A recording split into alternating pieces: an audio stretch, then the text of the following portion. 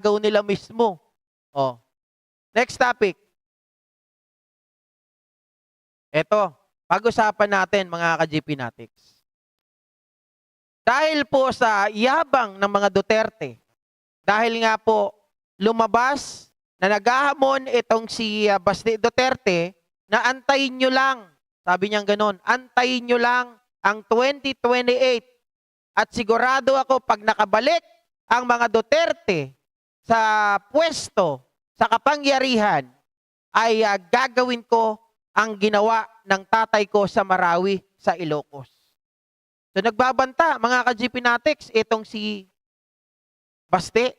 Diba? Siya daw, gagawin niya ang sarili niya na DND Secretary. Ihilingin daw niya yon at pupulbusin daw po niya ang mga adik doon sa Ilocos.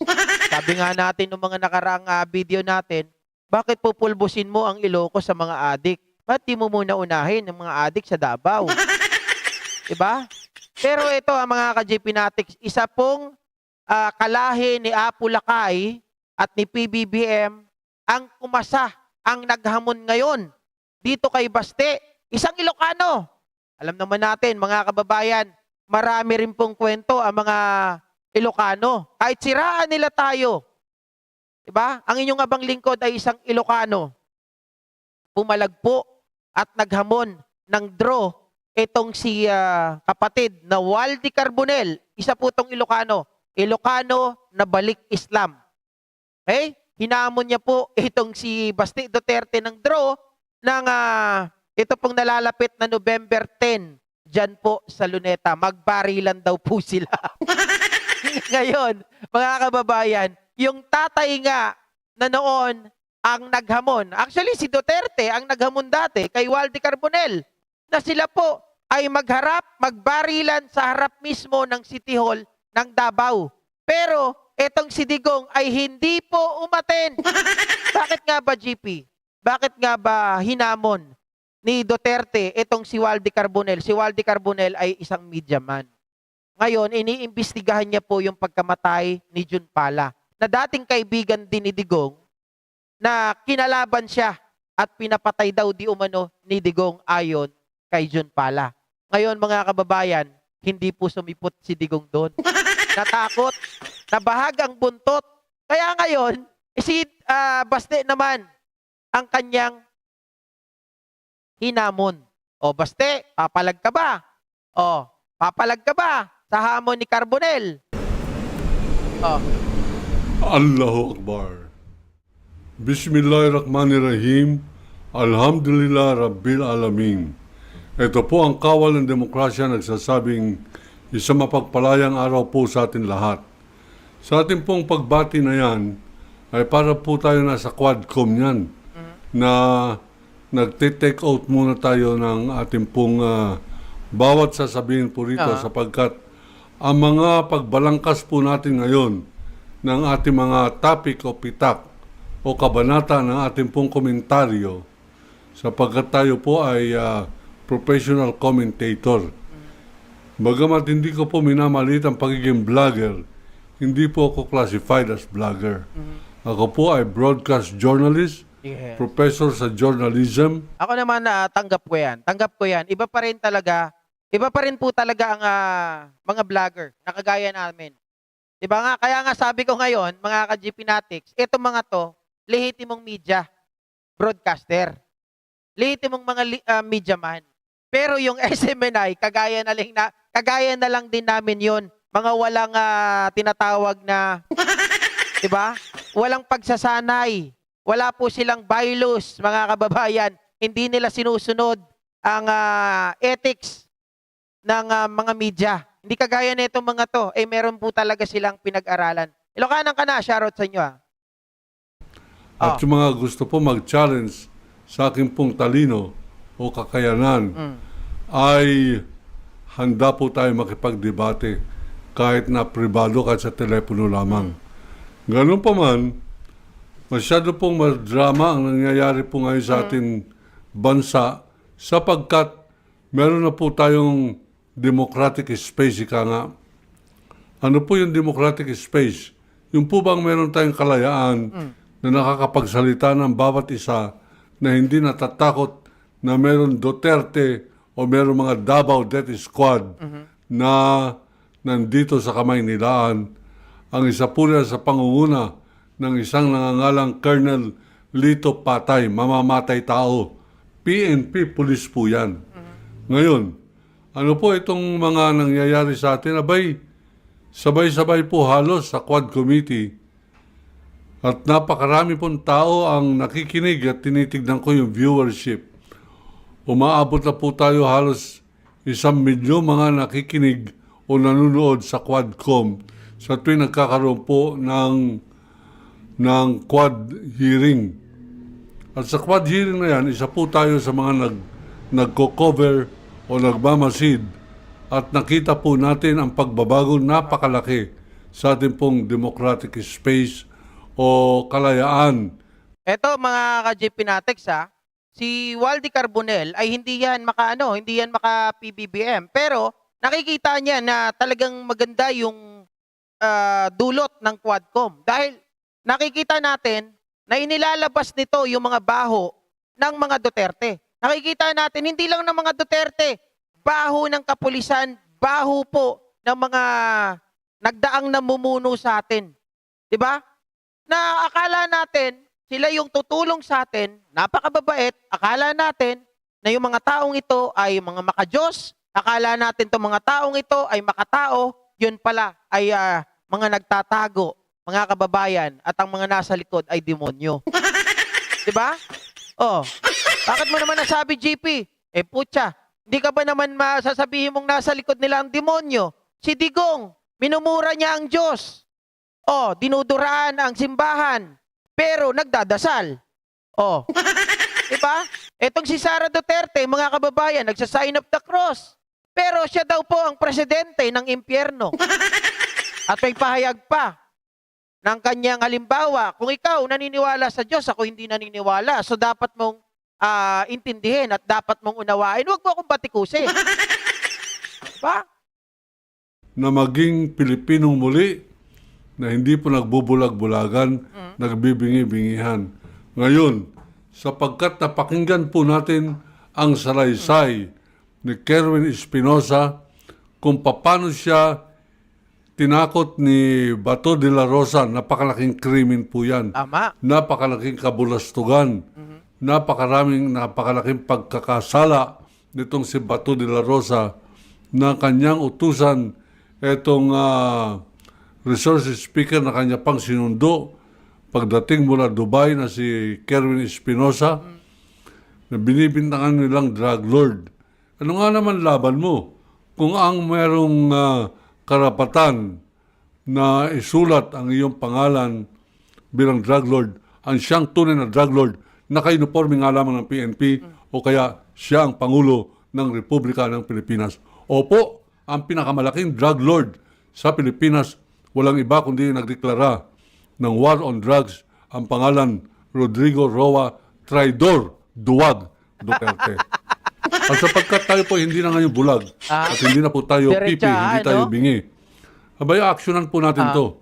Ang lumalabas, sang-ayon po sa ating papanoo, pakikiisa o pag-subaybay ng Quad hearing, yung kontra-droga ni Duterte ay kontra mahirap, kontra Pilipino, kontra nakatsinelas, kontra doon po sa mga kayang-kayang takutin ng Davao Death Squad.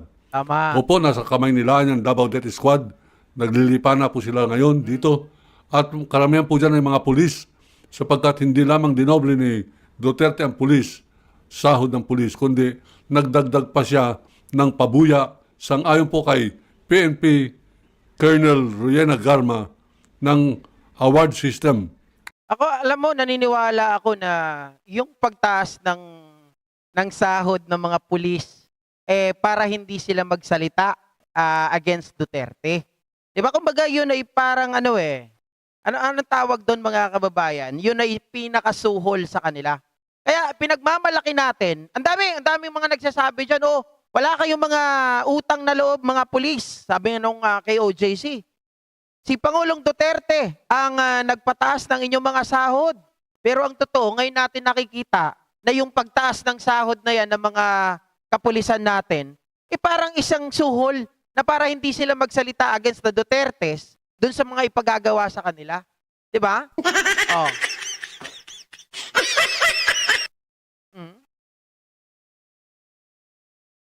Oh, sabi ni Lipat on Vlog, "Oy, GAGO, mamamatay na sa mga pamilya mo. GAGO ang pinagmulan ng mga witness nyo, mga Teka lang. Naalala mo yung sinabi ni Bato? Hoy, Quadcom, mga bulaan kayo, hindi tunay ang pinagagawa ninyo. Piruin mo, isang drug lord. Gagawin mong witness para siraan ng mga tao? O, anong sagot sa kanya ni Llamas? Di ba ginamit mo rin naman si Kerwin Espinosa noon? Nasabi ninyo ay drug lord? Biglang sagot ni Bato, ay, hindi ko alam yan. Oh, di ba sinabi niya pa, hindi lang siya alleged drug lord talaga, oh. Di ba ginamit nyo rin siya, witness laban kay Dilima? Ay, hindi ko alam yan. Oh, what? Tanga lang. Lipat on Vlog. Isa na namang panauhing pantyeng. Oh. O reward system. Monetary reward system. Ano po ibig sabihin yan? Sa bawat napapatay, kahit na nakatsinelas, kahit na sino yan, pag napatay mo, meron kang pabuya kay Duterte, anywhere between 20,000 to 1 million pesos. Depende sa kategoryang ilalagay ng PDEA. Yan pong PDEA na yan ay malaki na rin ang kasalanan pero wala po tayong magagawa. Kundi hilingin na sila ay magbago, takutin na hindi tayo natatakot sa kanila at uusigin natin sila pagdating ng araw. Mga kaibigan, yung pong pagsasabi ni Sara Duterte na kung kinakailangan patayin si Marcos ay kanya pong gagawin, Pangulo ng Republika ng Pilipinas yan. Ano pang paggalang ang gagawin ng sambayanang Pilipino kung isang tao pa rin ni Sara Duterte na sapagkat siya ay Vice President ay Madami po ba akong panauhing pantanga? Oo ba, Prema Family? Ang dami po, sobra. Kita naman eh. 1.9 tayo, 2,000 umaabot, 900 lang yung mga nagla-like. So, ibig sabihin yan, basher lahat yung mga nanonood dyan at nakikimarites. Diba? Pero okay lang yan, di naman natin mga ka-GP.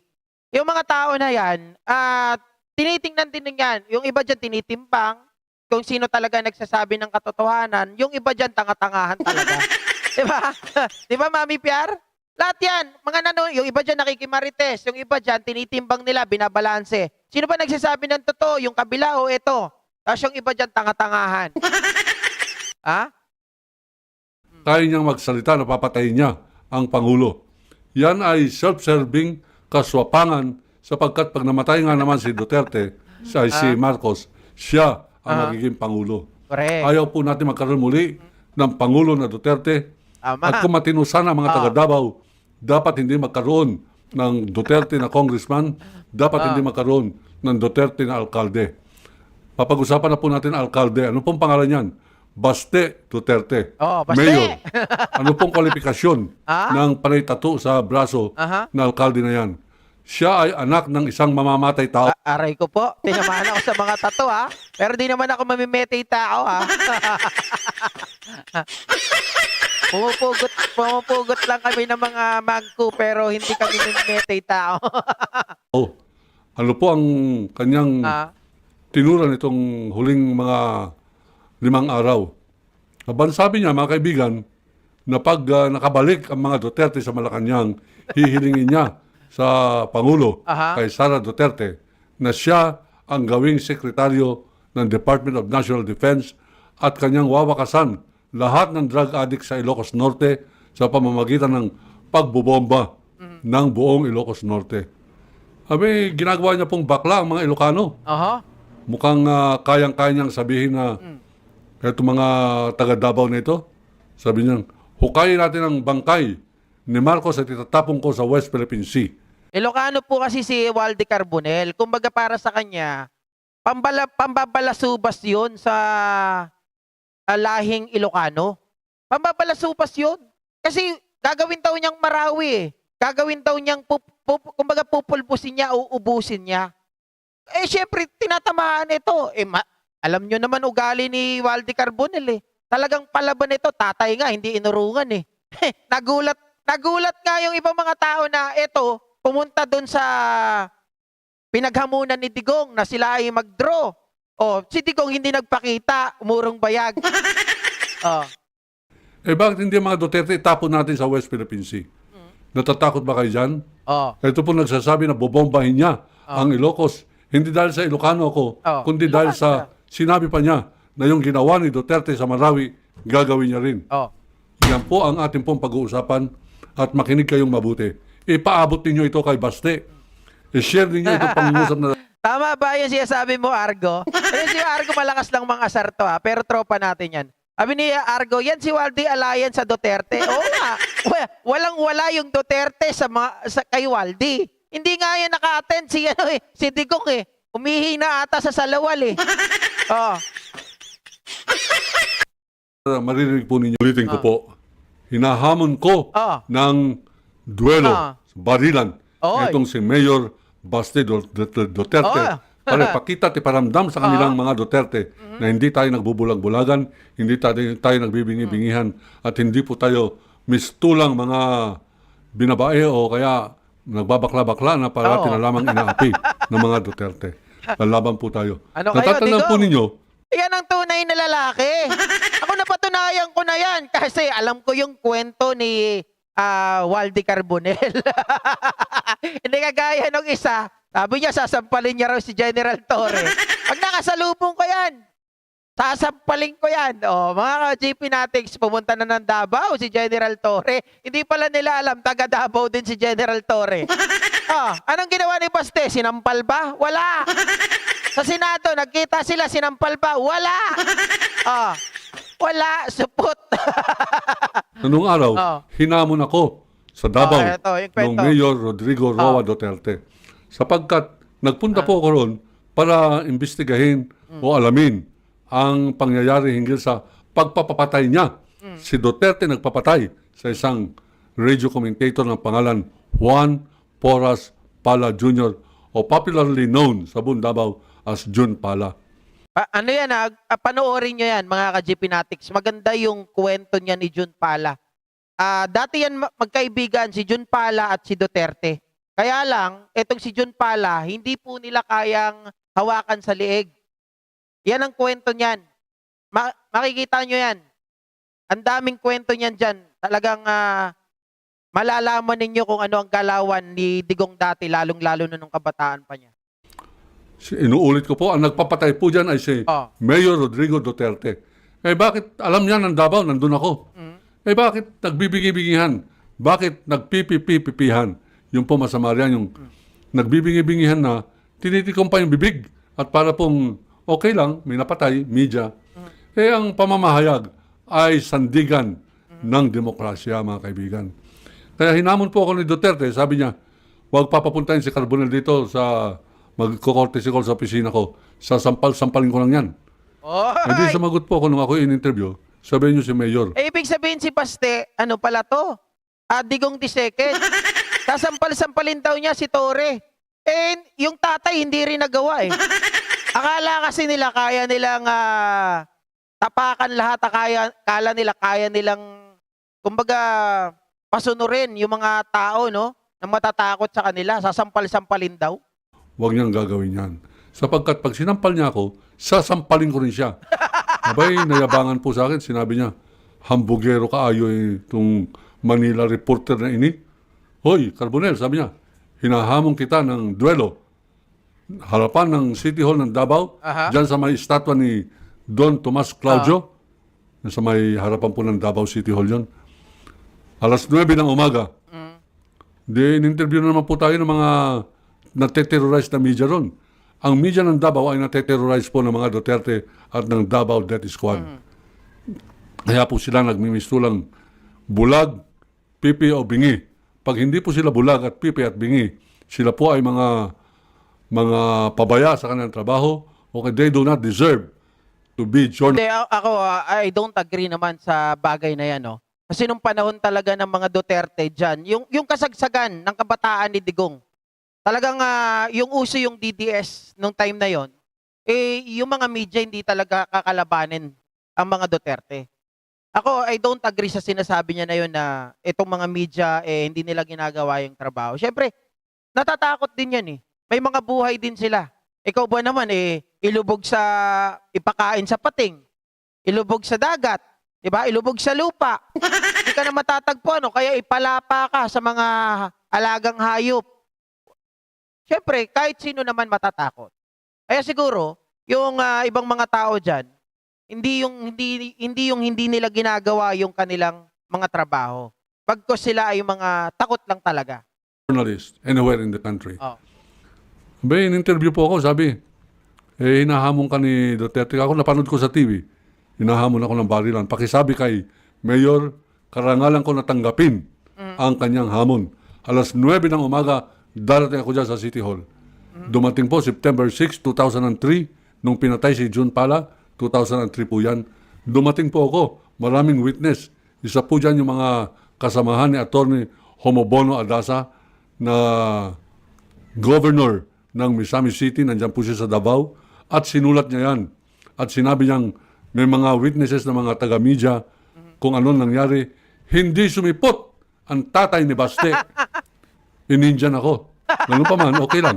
Nanalo po ako sa duelo by reason of default. Duwag pala eh. Duwag? Ako matagal ko nang alam yung kwento na to. Pero siyempre gusto ko iparinig sa inyo galing sa bunganga mismo ni Walde Carbonell. Pero totoo yan. Balitang-balita yan noon na pagkamatay ni June Pala, doon po sila nagkahamunan.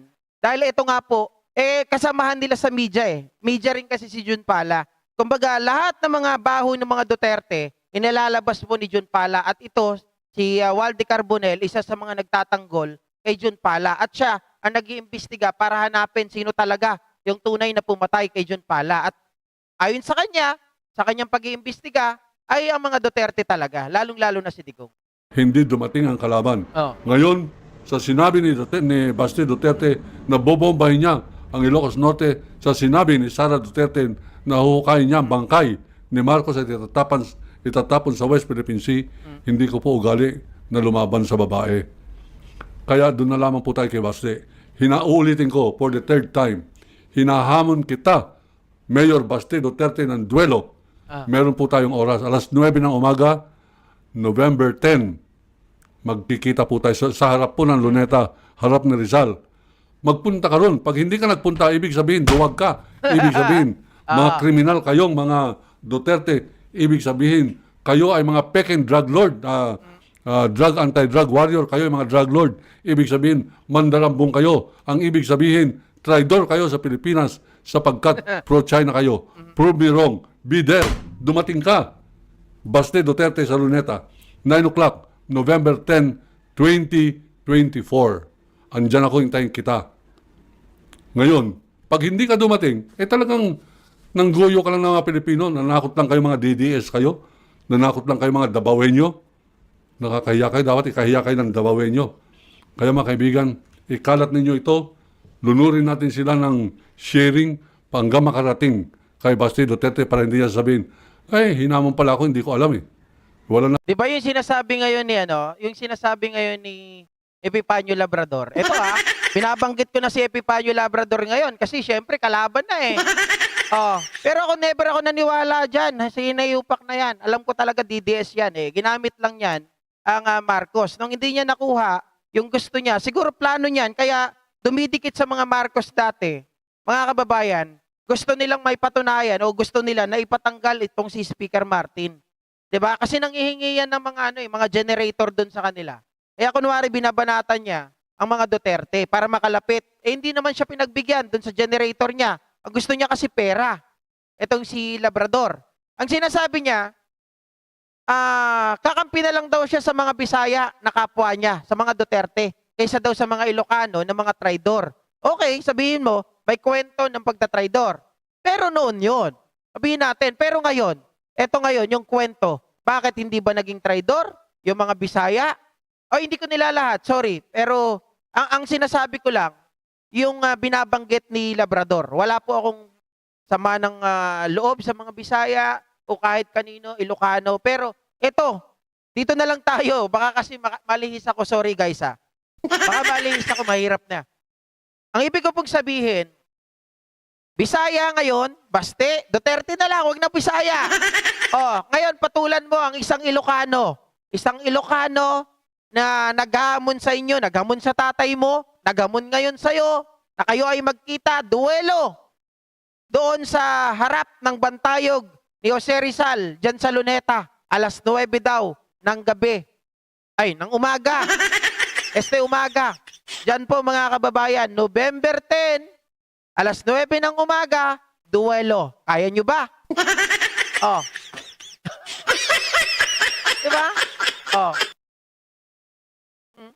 Nagtatanga-tangahan lang din kayo, di na kayo natuto sa mga Didish at mga Duterte. Dapat palitan na yung mga apelyido ng dirty ang apelyido nila.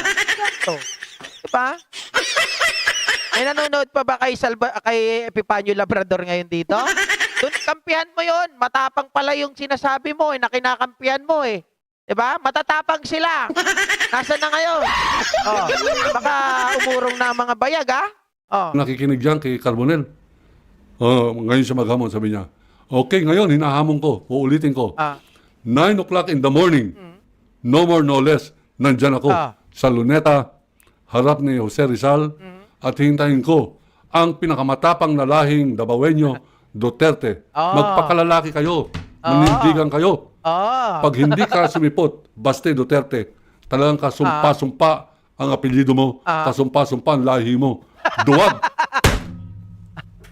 Hinahamon kita. Magpakalalaki ka. Ano po yan? Sa mga hindi nakakalam, yan isang lehitimong mamahayag. Si Waldy Carbonel. Isa po yung mga kababayan, anti-Marcos yan. Anti-Marcos yan. Kaya lang, syempre, kahit anti-Marcos yan, Ilocano pa rin yan eh.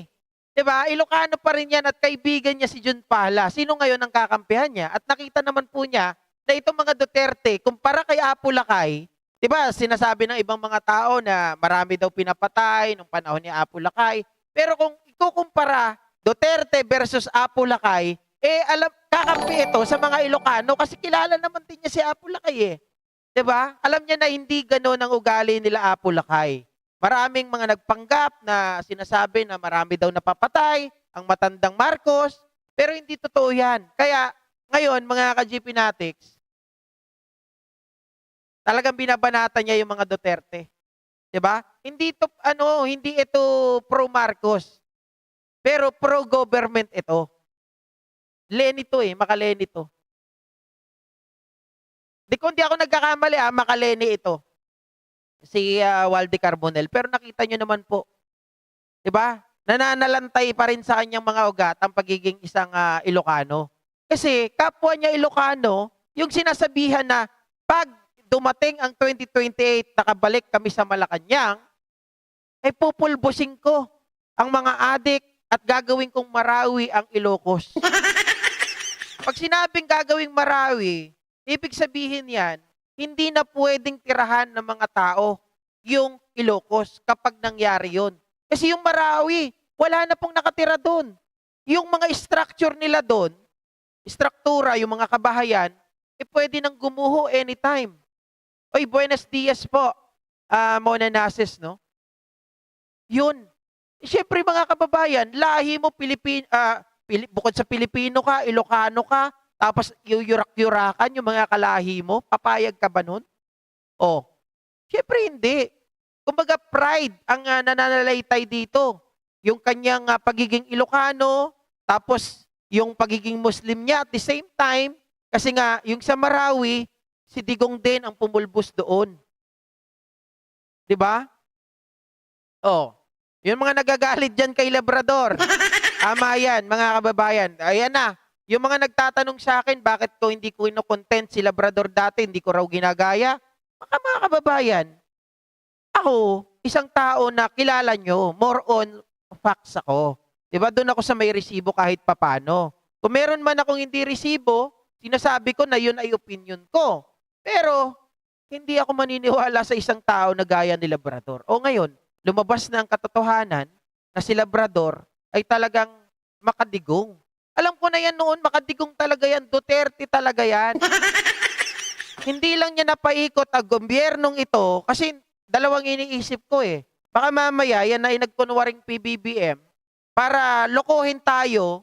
Pag nakuha yung atensyon natin, hihingi siya ngayon ng pabor kay Speaker Martin. At syempre, pag nagbigay si Speaker Martin at naututan niya, baka mamaya palabasin niya na etong taong ito, si Speaker Martin ay nagbabayad. Parang ganon. Eh ngayon, nung nanghihingi siya ng, ang gusto niya kasi, generator. Generator para daw sa kanilang lugar. Ngayon, sabi ko nga po sa inyo, gusto siya na siyang tulungan. Generator talaga. Para sa mga kababayan niya. Hinihingian siya ngayon ng address. I-deliver na lang daw doon. Baka dagdagan pa yung generator. Ang gusto ng tanga, hindi, totoo to. Ang gusto ng tao na to, cash na lang daw. Tapos yung pagpapadalhan, hindi niya pangalan. Pangalan ng babae. Oh.